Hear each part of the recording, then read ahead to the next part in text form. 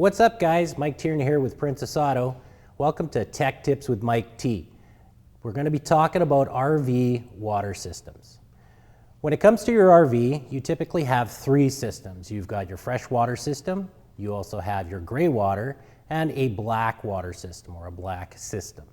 We're going to split these up into three categories, and we're going to talk about products that help support making RVs successful. So first off, we're going to talk about the water or the freshwater system coming into the RV. So that'll come in two different ways. You can either have an onboard tank that you pre-fill from the city or from a source that's freshwater that's drinkable or washable, whatever you choose. And you also have, if you're in an RV campground or a seasonal that have water supplies through well systems or holding tanks, you can bring that water into your RV through a hose and into the backside of your RV. So the first product typically you're going to want to have is a water safe hose. Typically they'll be rated water safe, and they're usually 20, 25, 30, 40 feet depending on how long or how far away from your water source you are. I would suggest using this strictly for fresh water. So once you've attached this to the spigot at the RV, basically you can bring water into a port on your trailer, and then that water system will be working for you as you are camping or RVing. If you're going to add water to your holding tank, your freshwater holding tank, this is kind of an accessory that you'd want to have. Most RVs have a port for the freshwater holding tank if they have one, and it's a little awkward to put the garden hose into that port. So you can get an adapter like this that attaches to your garden hose or your water supply, and then it has a little on-off valve. And then it's got a tube that you can insert into the holding tank and then fill from there, and you can control that from your tap here.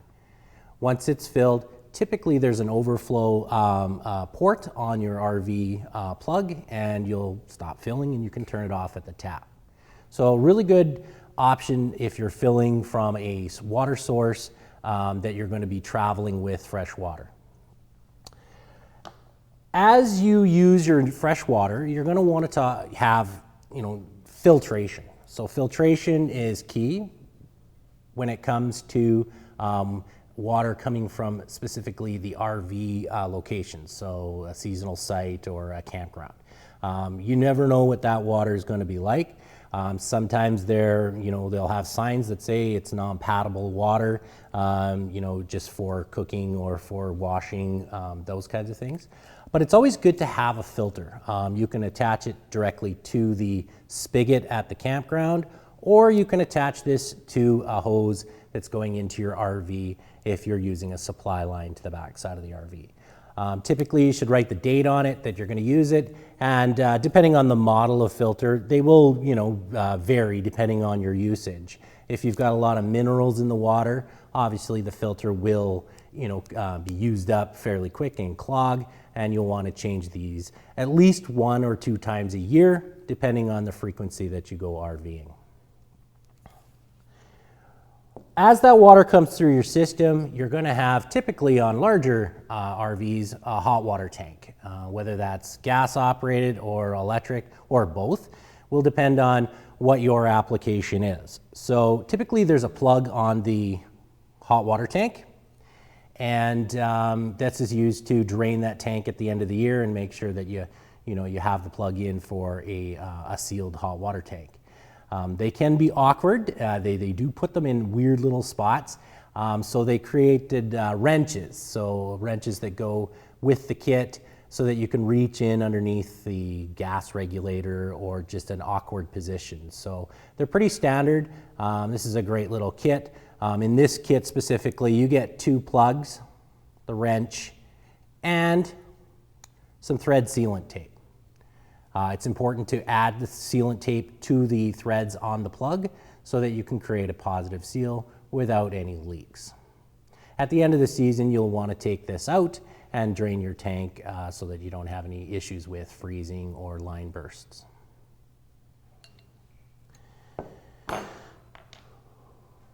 When it comes to some of the other accessories for your freshwater, you've got options. So we've got a little adapter here that's a 90-degree elbow, male-female side of the threading. One end will go to your hose, and the other end will thread into typically your RV. And what this does is it prevents your hose from kinking, the weight of the water coming out of the side of your RV. It prevents a kink and maybe reduction in water. So this is a great adapter to allow a solid bend down to a straight line on your hose, so you prevent kinking of the hose. Another great option, depending on if you're going to an RV or a seasonal, is a pressure regulator. So a pressure regulator restricts too much pressure coming into your RV. So it has a plenum inside that prevents too much pressure, water pressure, from bursting your RV pipes. So the area that you might be camping in or RVing, the seasonal, they may have jacked up the pressure to service all of the lots, and you may be in a higher pressure situation where you need to limit that coming into your RV. Otherwise, your fittings could blow. It could cause some damage to the water system inside the RV. So this usually restricts somewhere around 40 to 60 PSI, and that will help prevent any blowouts in your water line inside the RV. Now, if you've got an area where you want to add more hoses, so maybe you want to set up a sprinkler, or maybe you want to set up a fish washing station, whatever that might look like, it's a great option to have a Y valve. So it gives you more taps to choose from. You can turn them off. My specific application at my RV site, we have a fish cleaning table, so I have a hose that goes right to a sink to there. I just attach this right off the spigot off the seasonal campground site, and I've got a hose that goes to my RV, and then I've got a hose that goes down to the fish cleaning station. So it's a great, quick little inexpensive product that can allow you to run hoses all over. If you have 3 or 4 of them, you can run more hoses depending on what your applications are. So that's the freshwater side. When it comes to the gray water and your black water, gray water is basically simply your sink, your washing your dishes. If you've got an onboard washer dryer on larger RVs, if you've got a shower, typically the sink in the washroom, that's all gray water. That's separated into tanks from the black water. The black water is the sewage side. So that's basically your toilet. Some RVs have multiples depending on the size of them, but I will always go into a black tank, and they're separate. So you want to treat that water, because washing dishes, soaps, they start to greases, they start to smell, especially when you get into the black water where the sewer systems, they're undesirable smells given off. There is venting, but things do build up, and you want to make sure that you try to curb that. So we carry products that help prevent some of that odor. So in the case of controlling odor, there are liquid applications that you can pour down to control gray water. So you pour this in, it helps take some of that breaks down that grease and that smell that grease has, especially if you do a lot of cooking. And this will help prevent heavy odor from your gray water system. And then you would just drain that out as needed. We also have a couple of options. In this case, this option here is a bag of pods. They're basically little pods that dissolve. They have material in there that help control the odor of your sewer system, the black water system, but it also has a component in there that helps break down the tissue paper, so your toilet paper and any papers that you're going to put in there. You want to try to reduce the amount of heavy materials that you're putting down there because things can get clogged and your black water fills up fairly quick. So adding one of these every flush or every flush of the system, not the toilet, but the flush of your black water tank.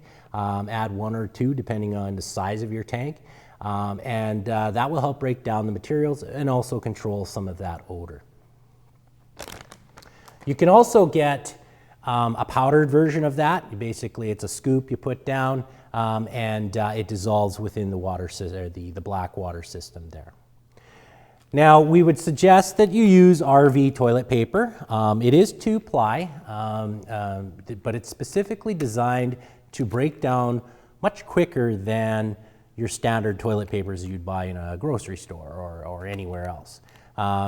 Usually they're, they come in a package of 4, and in this case, I've used this. This is the only thing I use in our RV, and I've never had an issue with clogging. It breaks down really quick. In fact, when you drain it, you may not even see the toilet paper if it's been flushed properly. By using the pods or the